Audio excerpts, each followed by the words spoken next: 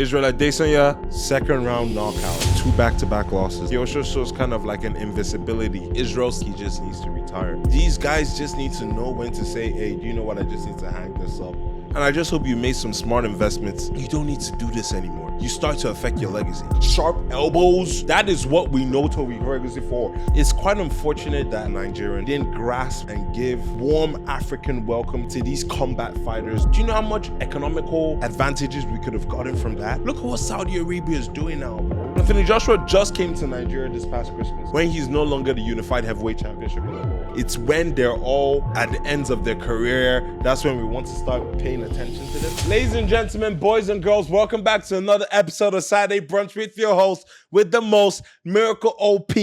And yeah, shout out to The House Chronicles for giving this amazing platform to push my P and always talk my shit. Make sure you follow us on all social media platforms, X, Instagram, TikTok, and shout out to all our Spotify lovers and our Spotify family. We truly, truly love you. Shout out to you guys if you're listening to the car, if you're listening on the bus, if you're listening on the plane, and if you're listening on the radio. How do you do?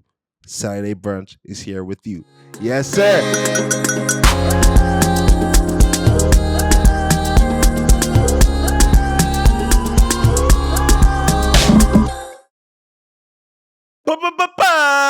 This is a sports episode. Yes, ladies and gentlemen, I cannot avoid it. I'm a huge sports guy, and I want to bring sports. First of all, shout out to today's brunch. Shout out to Olivia's Kitchen. She always hooks me up with the best food. Y'all need to hit up Olivia's Kitchen. The description is going to be down below. We're still looking for food sponsors, guys. You guys can always reach out to us to sponsor your show, to show your and showcase your food, and I'll be the one eating, and I'll give honest reviews. Olivia's Kitchen, 10 out of 10. Shout out to Olivia's Kitchen. But anyway, by the way, guys, moving on to the sports. Like I said, I'm big on sports, different types of sports. I've played different types of sports in my life. Swimming, football, American football, cricket, rugby, volleyball, badminton, tennis, table tennis, you name it, I've done it. And it's a big part of my life. I love sports, and I want to bring it to the podcast. And this week has been one of the best weeks to bring it because so much has happened. In MMA, football, basketball, bro. Yeah, I think those are the three major ones: football, basketball, MMA. Those are kind of the major ones that the news has been flying around a lot. Let's start with MMA. We can even bring it home. Israel Adesanya, Nigerian, New Zealand native, the former middleweight champion, I believe the GOAT of the middleweights, lost again. He's had 2 back-to-back losses now, I believe, or 3 back-to-back losses, and it's not looking good for my boy, I have to say. It's not looking good. It's not looking... Yeah, he has had 3 back-to-back losses. He lost to Sean Strickland. He lost to Dricus du Plessis, the Clash of the Africans. And now he lost to a French guy. I always forget his name. Amavov. Second round knockout. Bro, it's true what they say in MMA, especially with the 30-year-olds. When you get knocked out, bro... And I feel like he also shows kind of like an invincibility. Like it looked like Israel was you know, he was invincible.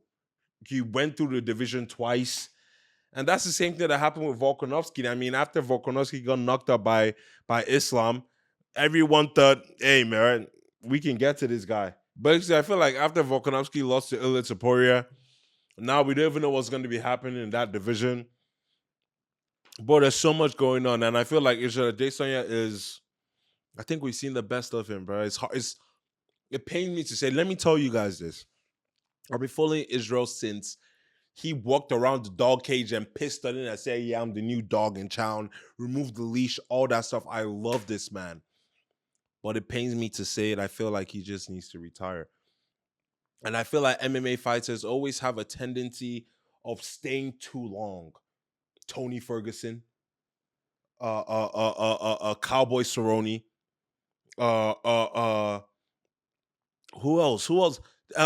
Bro, Tyron Woodley.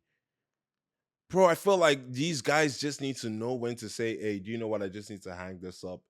I hope you've made some smart investments with the money you've made, because everyone is talking about fighter pay. UFC pay them very good money. Let me just say that. And I just hope you made some smart investments. You don't need to do this anymore, because you start to affect your legacy. Bro, it's so bad that I called Tony Ferguson Tony Ferguson. I didn't call Tony Ferguson El Kukui. That is what we know Tony Ferguson for. Sharp elbows, bro, coming there, bro. Bro, talking about he'll ankle pick you. That's the Tony Ferguson I know. This Tony Ferguson that the UFC had to cut him. Bro, the UFC had to cut him. Like, Dana White gives you the privilege of, having the honor of putting your gloves down the center octagon and saying, do you know what? It's my time. I'm done. I'm good. I've served the sports well. But when you overdo it, bro, you just start to kill your legacy, and it just looks ugly. It looks like a bad show, bro. Like, I don't want to see that. And that goes to a message to Volkanovski too. I feel like if Volkanovski loses his next fight, yeah, I think he needs to retire too, bro, because the division is only getting younger. He's had a good time. He had a good run. He had amazing fights. Max Holloway, the trilogy, amazing fights. First time he fought Islam, amazing fight. Yeah, bro. Volk has had some great fights there, bro. We don't where he smashed the fuck out of Zombie. Korean Zombie, he demolished him. That was a great fight. It's just, bro. And this is another thing to Nigerian sports. It's quite unfortunate that we didn't grasp and give a warm African welcome to these combat fighters who are doing great things abroad. It's when they're all at the ends of their career, that's when we want to start paying attention to them. But look at Anthony Joshua. Anthony Joshua just came to Nigeria this past Christmas, when he's no longer the unified heavyweight championship of the world, heavyweight champion of the world. Where was that? Why didn't our government invite him when he was still the champion? Do you know how much economical advantages we could have gotten from that? How much investment that could have attracted us to? Look at what Saudi Arabia is doing now, bro. If we had good infrastructure and good leaders that were idealistic, bro, we should be Saudi Arabia right now. There's no reason why our sports facilities and our sports industry is not massive when we have so much global Nigerian, not even African, but Nigerian sports stars. I said Islam. Israel Adesanya, Anthony Joshua, Kamaru Usman. Moving on to the football players. Victor Boniface, Victor Osimhen. I know they're doing their parts there and there, but come on now. We just need to fix things up so that we can actually take advantage of the fact that we have so many champions. Other countries do it. So let's take advantage of that stuff, bro. Still on MMA, bro. I don't know whether it's because Trump is in office. I don't know. I'm the last person to say this. I hate saying it because that's what the liberals want. But god damn it, what is going on in the UFC paradigm, bro? With I feel like the free speech is a little bit too free. That's all I'm saying. Bro, Bryce Mitchell wilding out with his anti-Semitic statements. Conor McGregor wilding out to speed in the people's faces. And Sean Strickland looking like a typical skinhead. I love Sean Strickland. I love him. I hope in the editing we're gonna pull up the picture of Sean Strickland, how he's looking now in the fight this week. But bro, just a fucking pedophile mustache and a skinhead, a classical skinhead. It's crazy. But I know that fight is gonna be good. Sean Strickland versus Dricus du Plessis. That's another good fight. And Alexandra versus Young Wei Lee in the co-main event for the women's bantamweight championship. That's going to be a huge fight. So y'all should definitely tune into the UFC. They share it on DSTV, I believe. So y'all should definitely tune into that one. Moving on to basketball. What the... I know y'all hate me swearing, but what the hell is going on in the basketball world?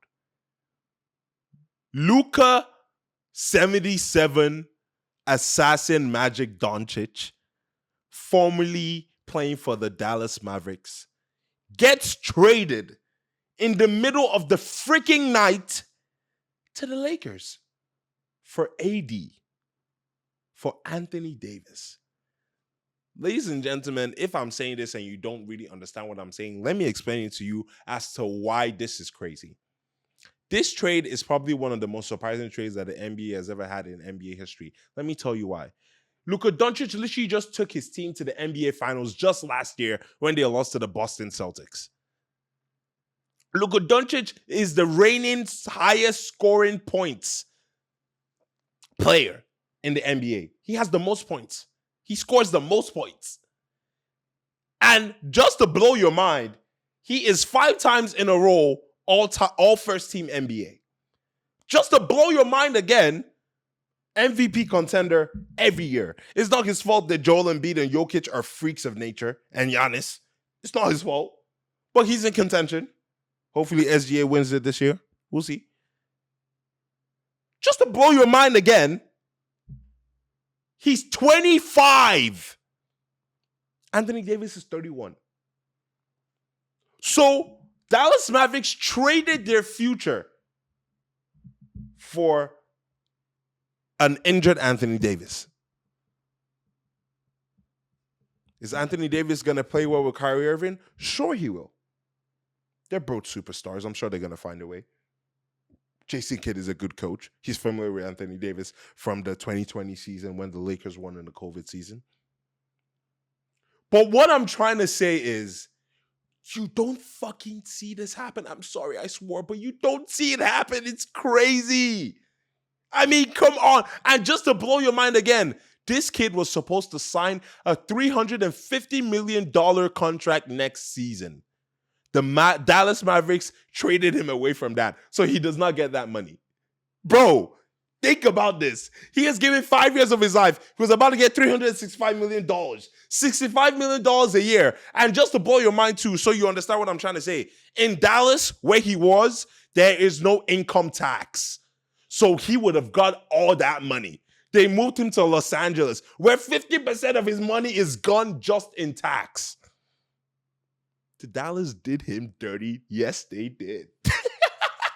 Was it a business decision? Yes, it was. Is it messed up? Yes, it is. But let me tell you why they did it. Yes, Luka Doncic is the highest scoring person and reigning leading scorer in the NBA. Yes, he's all-time NBA. Yes, he's a superstar. Yes, he's box office. But he doesn't take care of his body. So what do you want an organization to do? He's always getting soft tissue injuries. He's never in shape. He drops points, but he's never in shape. And you know how the sports system is now. It's very scientific. They're gonna have sports doctors. They're gonna have scientists that are running exams on these players' bodies, and they can even predict when an injury is coming before it even happens. So they're probably seeing something they don't like. And of course, his new owners is no longer Mark Cuban that owns the Dallas Mavericks. He sold his majority stake. So his new owners, and they're like, hold on, wait a minute. Something ain't right. Before I give this kid $365 million, can I rely on him? Can I trust him? We just went to the NBA Finals. We were expecting him to be more hungry, more focused, more dedicated.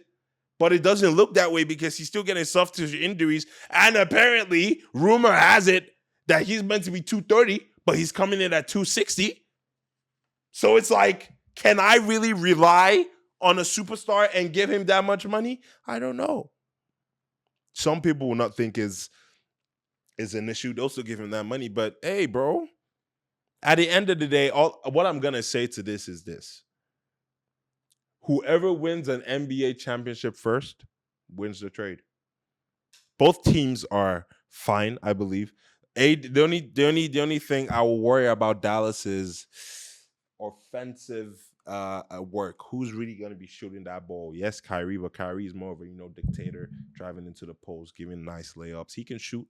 AD can shoot when but I know they're good defensively. It's only offense I need to worry on them about. Who's going to be taking that last shot? I don't really know. It's definitely always had been Magic Doncic, but who's going to be doing it now? I don't know.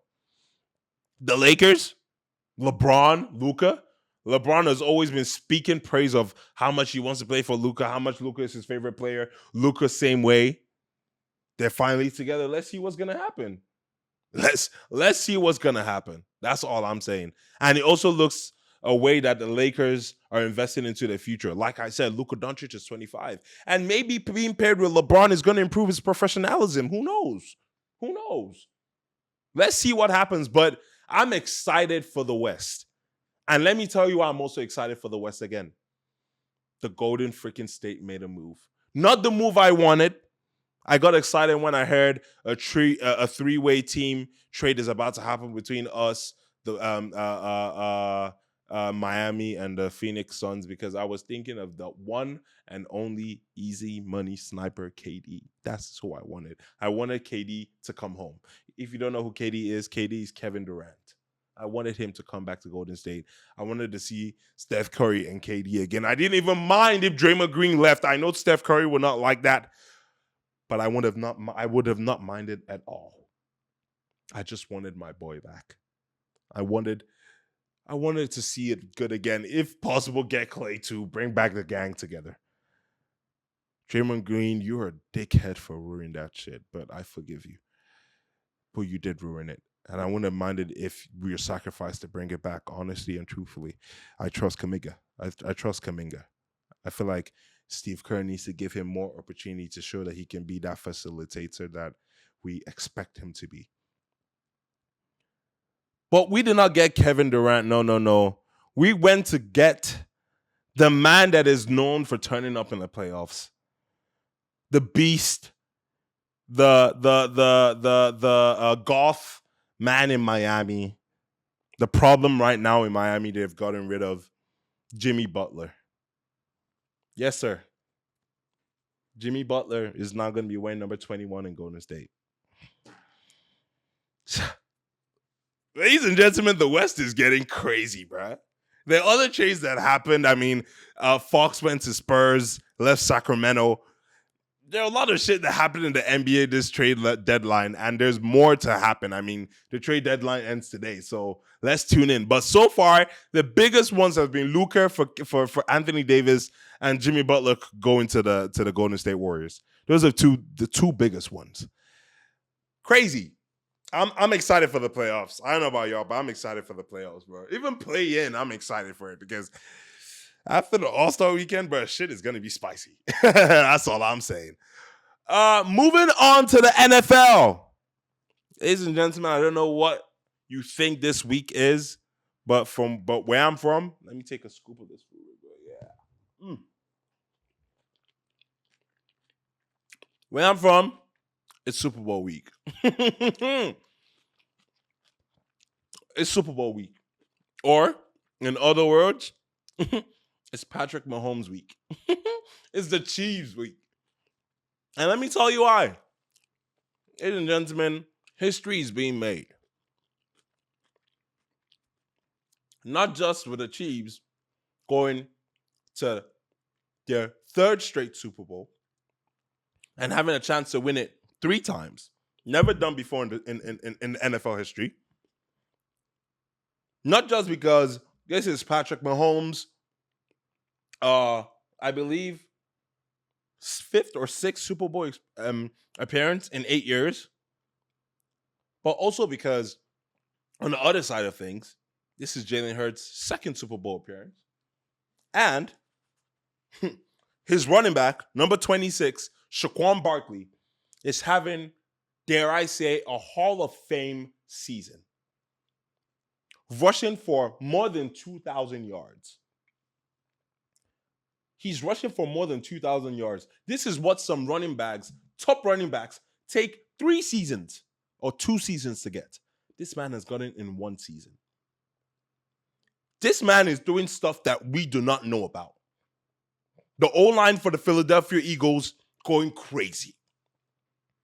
Jalen Hurts has a point to prove so that people could start putting him in the conversations of Josh Allen, of Joe Burrow, of Lamar Jackson, of Patrick Mahomes. I'm one of the people that believe Jalen Hurts has been disrespected, not just because he's on Omega Sci-Fi, but I genuinely believe that some respect needs to be put on his name. It's not his fault that the Eagles are are built to run the football. Doesn't mean Jalen Hurts can't throw that shit. Don't get it twisted now. He still got Devontae Smith and number 11 on the wings now. Don't forget that one. But all I'm saying is this. The Philadelphia Eagles are a mean, steaming machine. And they're going to run it down your throat. Can Kansas City Chiefs defense handle that pressure? I think they can. Because whether you like it or not, them boys are... But I feel like from preseason, they already started thinking of the Super Bowl. Like, they want this three-peat so bad. And I'm not just talking about the excellence of Travis Kelce. I'm not even going to mention how they're doing all this without Travis Elaire, their top running back. I'm not even talking about Patrick Mahomes, that mean man wearing 1-5. I'm not even talking about him. I want to bring up the genius behind all of this, which is Mr. Andy Reid. Ladies and gentlemen, all I'm going to say is this. It's Super Bowl weekend. I'm going to be watching the Super Bowl.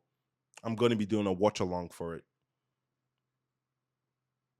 The Philadelphia Eagles are doing something that... The Philadelphia Eagle offense is doing something that we're probably never going to see.